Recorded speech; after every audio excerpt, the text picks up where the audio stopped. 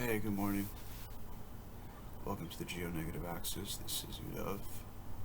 I'm going to be reading from my book today, which is The Geo-Negative Axis, Earth's Creational Code. Mr Samanich Publishing. If you want a copy, call me. I am coming out with a new book. It's going to be strictly science. It's going to have, basically more information and more descriptive terms. I'm going to take out all the non-scientific stuff, let's say, in the book. All the theoretical stuff is going to be taken out, and it's going to be a straight science that you could even use for a textbook. So that's going to be exciting. Okay, but now we're going to go into my book, and I already did a run on another thing, but it was very short, so I couldn't keep that. But here it is. So we're going to page 90. Life is able to process as with with women being a triple negative formation with a double negative rostrum as a uterus and anus.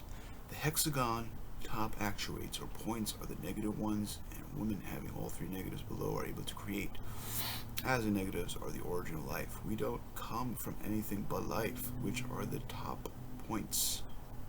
Light. Number 1, light, which is negative from all, not carrying any mundane attribute, emitting all things to create life and its forms. 2, the geo-negative axis, or light in the double negative. And 3, and then ether or dissolution. The 3 aspects of light, of life light, and the negative or double negative, and the negative again, which is triple negative, the end cycle point in which it re-enters and reoccurs. Women having 3 negatives below, like how the upper hexagon triangles are the negatives that create all or sustain energy and existence. That's the scientific difference. The male genital is not a foundation of life double negative amplifier or producer. Rather, it's a dispenser, a positive response, fulfilling the negative space formation in that it dispenses and the semen leaves in an emitting function. The body no longer has a response from it, and it depletes natural resources of the body. One can experience a sense of chemical reaction that makes it feel in certain ways, but the content that has left has also been depleting blood and other vital fluids the body emits during intercourse. The vagina, however, being a negative substrate, hosts and internalizes the emitting substances and can produce a baby, which is the most magnificent of all productions on earth. Why it's valued as a procreation. Nothing surmounts more in production on earth than the womb of females, negative substrates. That the small thrives from its finite position it has, and it's able to grow faster than anything known exponentially. The small position of the semen rapidly grows, showing the smallest is able to thrive much faster, which also shows the supremacy of the least. The least is once again the most. Although a woman doesn't always make a womb from having semen put in her uterus, it still provides the function intentionally. Therefore, it's a negative action and function. As with insects and germs, how they can have abilities that are almost supernatural to us. So we have basically on this earth, there's small things are thriving more, it seems, because they have supernatural powers, right? Like we hear about, hummingbirds, for instance. They move so fast we can't even imagine to move that fast. It's like times like 100, So, and then you have the ants. They can carry 8 times their body mass. That would mean that you can basically carry cars. You'd be able to put a car on your back and walk somewhere if you had the power of an ant. So the small is thriving here. That's one thing we understand, and that's what that is talking about. It's just how it works. The least means the most here for some reason, right? It doesn't mean that the big can't thrive, because we hear about, especially in the books, that they were larger, and they found the skull, the skeletons and all.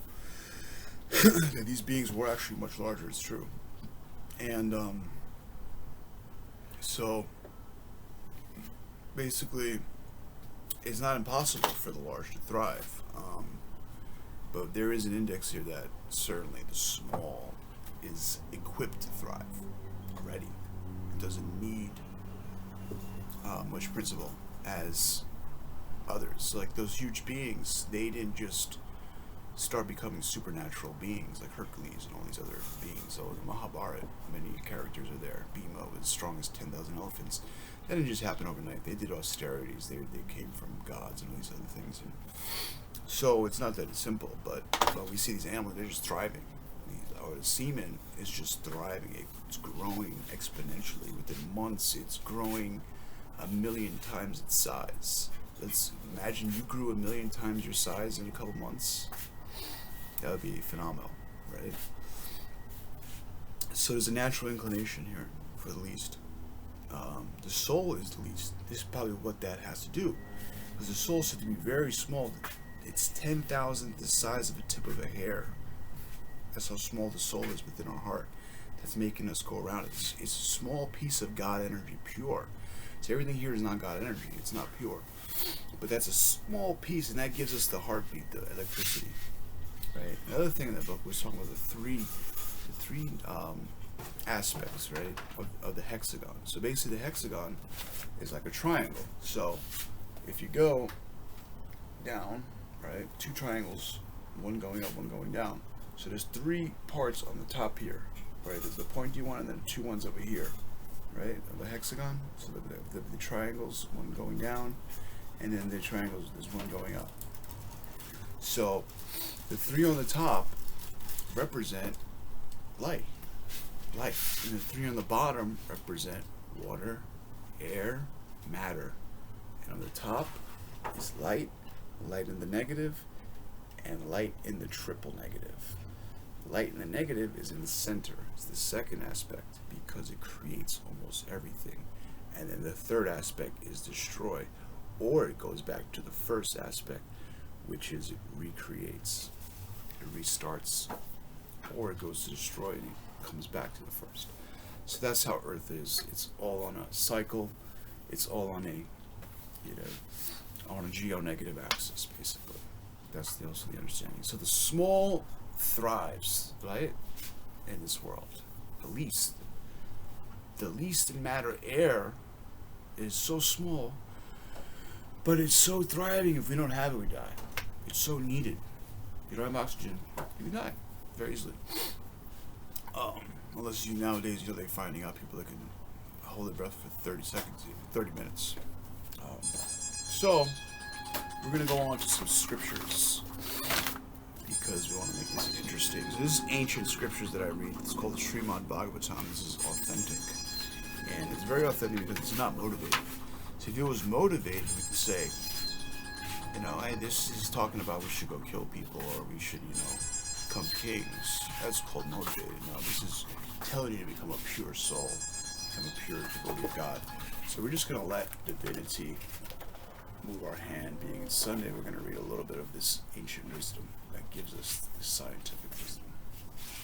So what we have here is the first verse that comes to mind. So it talks about the intermediate devotee, the second devotee. So there's levels of devotees, right? Just like there's 3 levels of devotees, like the 3 levels of life, right? So the second devotee, right?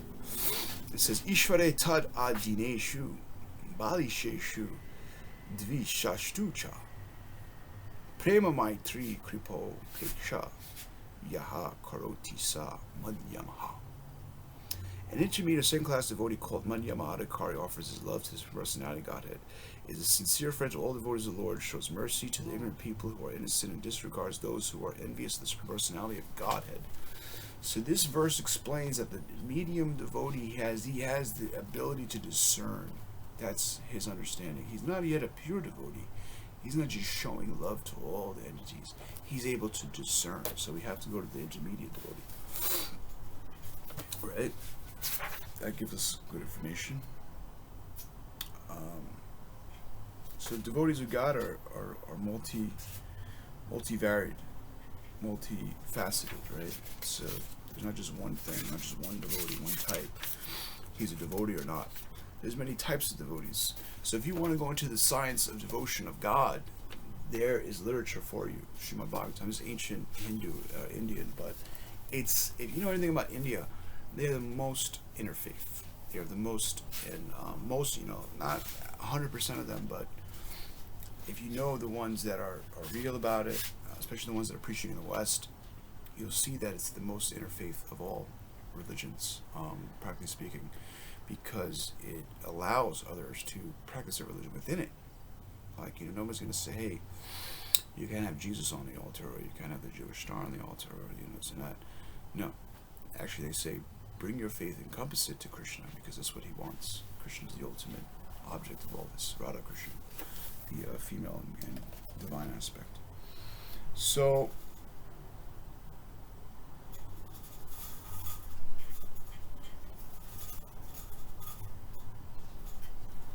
yeah.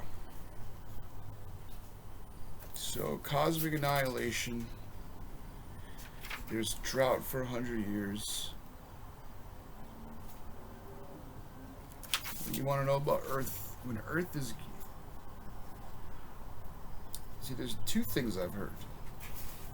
There's drought for 100 years on Earth. And the heat sun gradually increases. That's not a good one. If you guys want to look at Srimad Bhagavatam 11:3-9,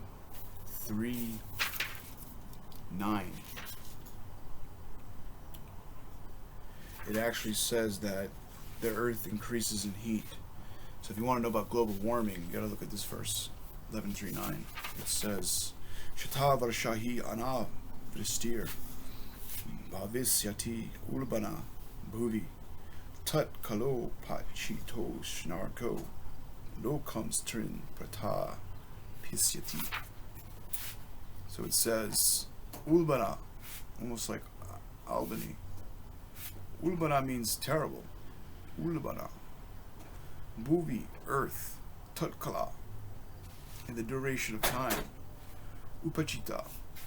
Ushna, whose heat. Arka, the sun. Lokan, the world. Trin, 3, will greatly burn. So, that is a sign that this earth is warming up for a reason. We shouldn't think that this might be a natural occurrence. It is a reaction that the sun heats up like that gradually and is becoming hotter. So, take the warning of this scriptures, because it's been right before. These scriptures have given us the atom and other stuff. And I think that's enough for now. I hope you learned a lot of things. If you want my book and you would like to purchase it, you can contact me and I will give you the resources to purchase it. If the new book is coming out, please look for it. And this time, it'll be right for you.